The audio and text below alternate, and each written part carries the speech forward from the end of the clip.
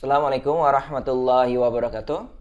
Oke, teman-teman, di kesempatan kali ini kita akan belajar materi yang berkaitan dengan logika statement.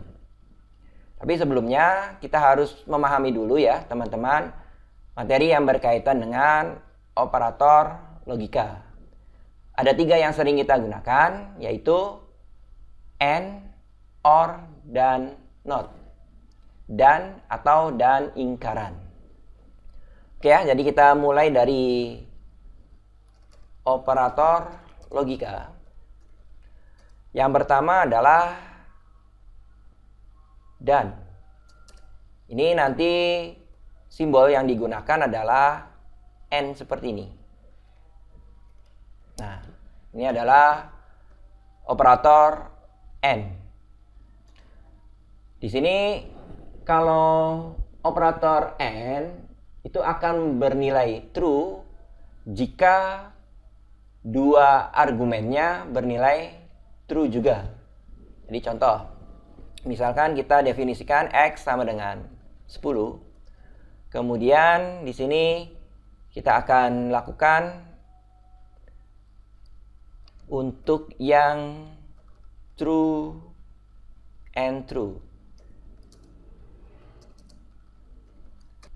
Oke, kita akan tuliskan dulu di sini X kurang dari 12. Nah, teman-teman perhatikan di sini nilai X sudah kita definisikan 10. Jelas 10 itu kurang dari 2. Maka kalau kita jalankan ya, statement ini akan bernilai true.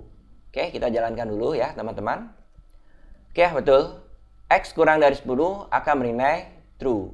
Kemudian kita buat lagi di sini X sama dengan 5. Nah, kita akan jalankan, ternyata false.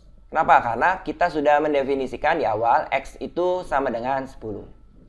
Oke, misalkan di sini X lebih besar daripada 2. Kita akan jalankan, ternyata bernilai true. Sekarang kita akan gabungkan dua argumen ini dengan menggunakan dan.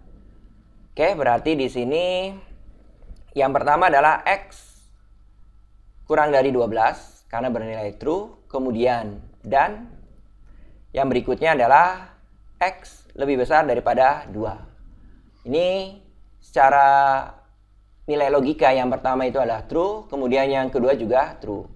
Kita gunakan dan apa yang terjadi. Ternyata hasilnya adalah true ya, teman-teman. Oke, berikutnya ketika argumen itu bernilai true dan false atau sebaliknya. Oke, berarti di sini kita akan cek ya. Yang pertama harus true, berarti X kurang dari 12 dan false berarti kita ambil yang X sama dengan 5. Kita akan jalankan, maka argumennya akan menilai false. Gimana kalau kita balik ya posisinya? False dulu, kemudian true. Berarti X sama dengan 5 dan X kurang dari 12. Kita akan jalankan, ternyata false juga. Artinya kalau ada salah satu false, maka menggunakan operator dan hasilnya adalah false. Sekarang kita akan lakukan untuk yang false dan false. Oke, berarti di sini kita gunakan X sama dengan 5 dan X lebih besar daripada 12. Nah, ini kan bernilai false ya, karena X-nya 10. Kita akan jalankan, ternyata hasilnya pasti false. Oke ya, ini adalah operator dan. Berikutnya kita akan bahas operator atau or. Simbolnya yang kita gunakan adalah garis tegak seperti ini ya, teman-teman. Oke, di sini kita awali dari true atau true. Nanti akan bernilai apa di sini ya? True berarti X kurang dari 12 ya, atau X lebih besar daripada 3. Kita akan jalankan ya teman-teman. Ternyata bernilai true. Kemudian berikutnya, ketika true kita kombinasikan dengan false, apa yang terjadi? Kita misalkan di sini yang true-nya adalah X kurang dari 12, kemudian atau false-nya adalah X sama dengan 5. Oke, apa yang terjadi teman-teman? Ternyata tetap bernilai true. Kalau kita balik ya posisinya, false dulu, X sama dengan 5, kemudian atau X kurang dari 12, maka kalau kita jalankan akan bernilai true. Jadi untuk operator true, kalau ada salah satu true, maka dianggap true ya. Berikutnya, gimana kalau false atau false? Oke, berarti di sini kita misalkan X lebih besar daripada 12 atau X lebih kecil daripada 23. Kita akan jalankan. Hasilnya adalah true. Oke, di sini ada kesalahan ya, bukan kurang dari. Harusnya yang false itu lebih dari. Oke, kita jalankan teman-teman. Oke, hasilnya adalah false. Jadi kalau operator logika untuk atau itu akan false ketika kondisinya adalah false, false. Oke ya teman-teman, selain itu akan bernilai true. Oke, kita lanjutkan ke operator logika not atau ingkaran. Itu simbolnya adalah tanda seru seperti ini. Jadi misalkan kita punya X kurang dari 12, kalau kita jalankan pasti hasilnya adalah true. Sekarang kita akan beri ingkaran not, berarti tanda seru, kemudian X kurang dari 12. Nah ini pasti nilainya akan kebalikannya. Yang awalnya true berubah menjadi false. Oke ya teman-teman, ini operator logika. Sekarang kita akan beralih ke if, then, else. If ya.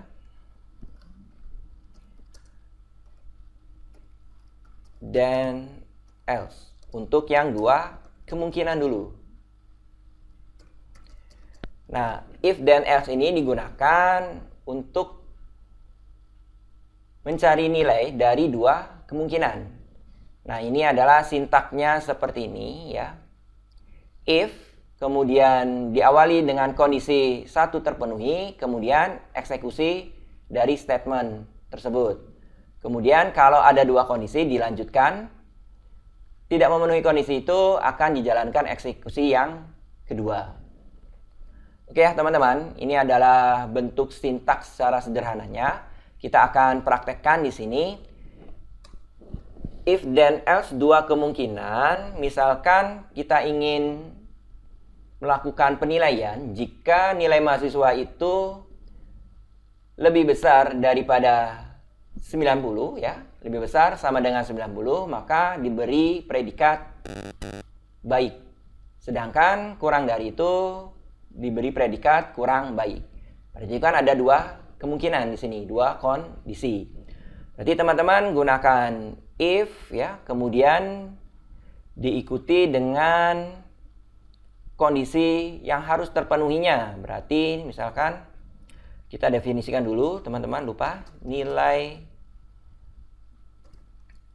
mahasiswa sama dengan 87. Kemudian di sini if nilai mahasiswa lebih besar sama dengan 90, maka eksekusi statementnya adalah print dari sangat baik. Oke. Kemudian Jika tidak memenuhi kondisi ini, maka akan di-print predikat kurang baik. Berarti langsung di sini else ya. Kemudian langsung print kurang baik. Oke, teman-teman, seperti ini kita akan jalankan if then else untuk dua kemungkinan. Jadi yang pertama, jika kondisinya memenuhi ini, maka akan di-print sangat baik. Tapi jika nilai mahasiswa itu tidak memenuhi kondisi ini, maka langsung di-print kurang baik. Jadi ada dua kemungkinan ya. Kita akan jalankan, teman-teman. Oke, berikutnya. Nah, di sini kalau nilainya 87, maka tidak memenuhi kondisi yang ini kan ya. Maka tidak akan di-print sangat baik, melainkan kondisi yang lainnya, yaitu nilai yang kurang dari 90, yaitu kurang baik. Oke ya, teman-teman, kita lanjutkan ke yang berikutnya. Kita akan tingkatkan di sini 3 kemungkinan. If, then, else untuk 3 kemungkinan. Oke, berarti di sini kita akan tambahkan ya kategorinya sangat baik, baik, dan kurang baik. Kita definisikan dulu nilai mahasiswa, misalkan 78. Kemudian kita gunakan if ya. Kemudian kondisi yang harus terpenuhi di sini if nilai mahasiswa jika lebih besar sama dengan 90, maka eksekusi statementnya adalah print dari sangat baik.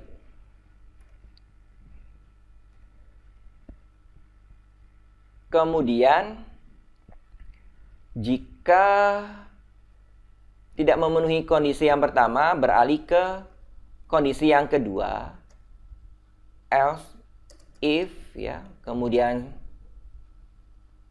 kondisi yang harus terpenuhinya adalah nilai mahasiswa kurang dari atau lebih dari sama dengan 70 dan nilai mahasiswa kurang dari 90, maka eksekusi statementnya adalah print dari baik.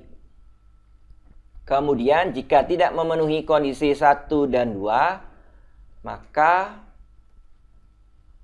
akan langsung dieksekusi print dari kurang baik. Oke ya teman-teman, seperti ini kita akan coba jalankan. Ini adalah penggunaan if then else untuk 3 kemungkinan.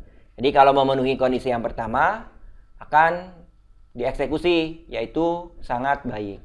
Kemudian kalau tidak memenuhi kondisi yang pertama tetapi memenuhi kondisi yang kedua ini, maka akan dieksekusi baik. Berikutnya, kalau tidak memenuhi kondisi 1 dan 2, maka langsung dieksekusi kurang baik. Oke, kita akan coba dengan nilai mahasiswa 78. Kita akan jalankan. Oke, harusnya baik ya.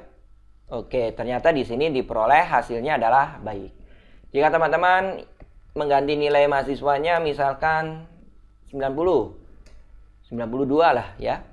Di sini berarti harusnya hasilnya adalah sangat baik ya, teman-teman. Oke, betul, sangat baik.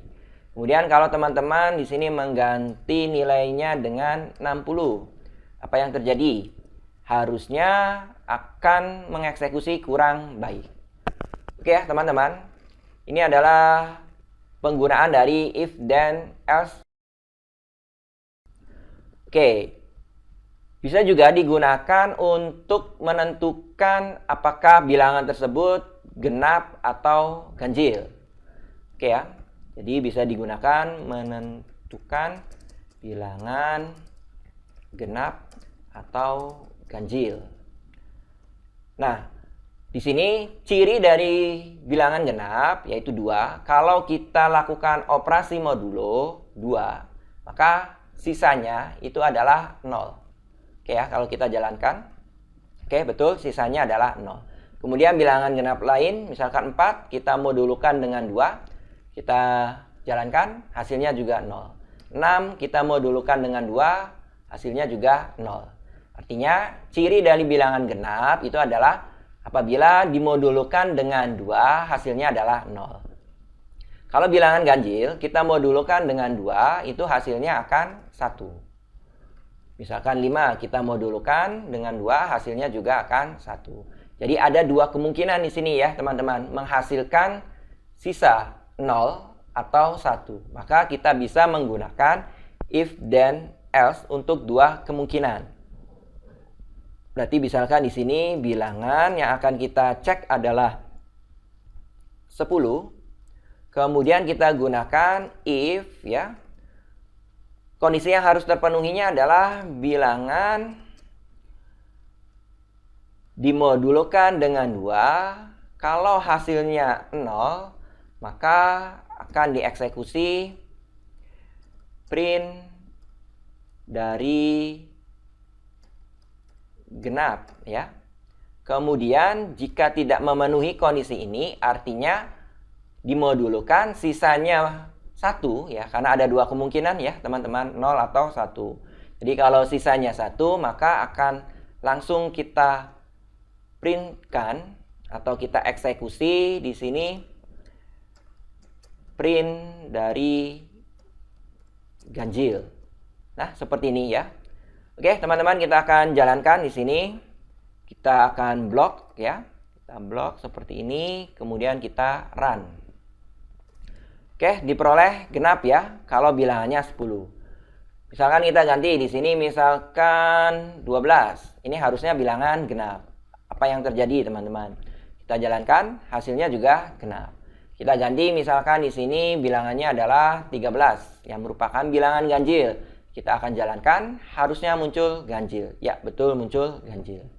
Oke, teman-teman, ini adalah materi pembahasan yang berkaitan dengan logika statement. Mudah-mudahan mudah dipahami dan bermanfaat ya, teman-teman. Saya akhiri dulu. Wassalamualaikum warahmatullahi wabarakatuh.